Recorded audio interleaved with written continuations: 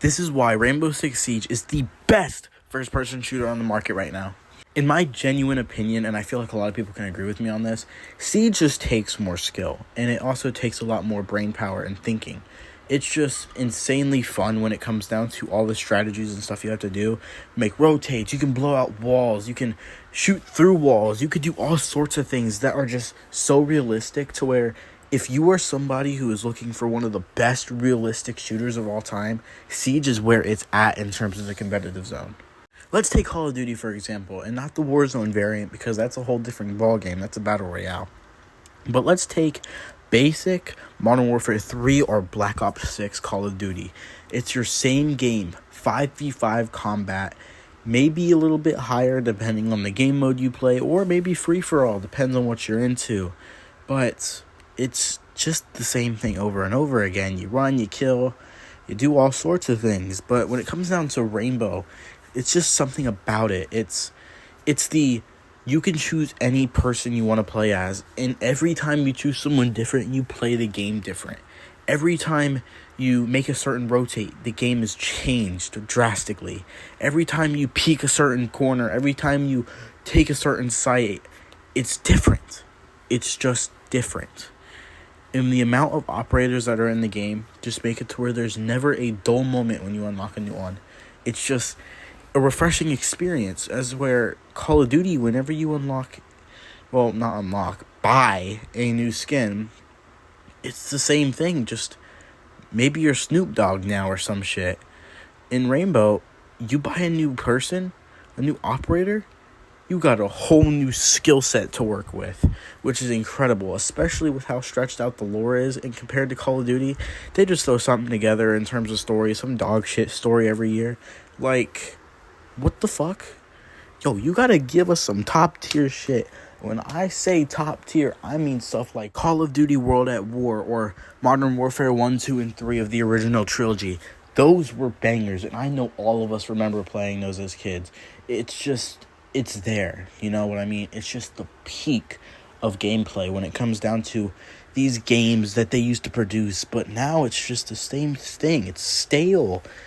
I mean, Rainbow's been out for a while, and it's not been so pretty when it came down to the start. I was there on my original account on Xbox before my dad broke it.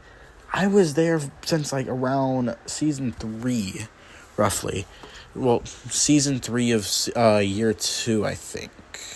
Yeah, I'm just going based off of years and seasons. I'm not sure if anyone else does that. I'm not even sure if that's what the game does. But you know what? That's what we're going with. But, thing is that when it just boils down to what kind of a player you are for games, you want realism, Siege. You want arcade, COD. And people from Call of Duty keep coming over to Siege. I was a Siege boy before I even started playing COD. And even then, COD, I'm okay at it. I got some decent movement, you know what I mean? But, like, it's stale. It's just not there anymore. It's not what I used to grow up with. It's different. And Siege will always have a place in my heart, and so will COD. But if you ask me Siege or COD and which one I'd rather play and the other one I can't play again, I would choose Siege. Because who the hell wouldn't? At this point, like, come on now. It's Siege, and you compare it to the same game they've been giving us for years on end now. It's just not fun. And I think that the best game that you could play if you don't want either arcade or like a realistic shooter is something like Apex, something that's goofy. It's a little bit like an arcade shooter, but it's more so a very goofy little game. It's fun at times. I mean, I used to play a little bit here and there, but I just never got the appeal. It's similar to Rainbow. It has different players different people you can play as, and you can get new abilities, but it's just, in my opinion, I just like the realism of Rainbow. Rainbow is just unique in its own nature. It's something that is hard to replicate, but if replicated right, could be good.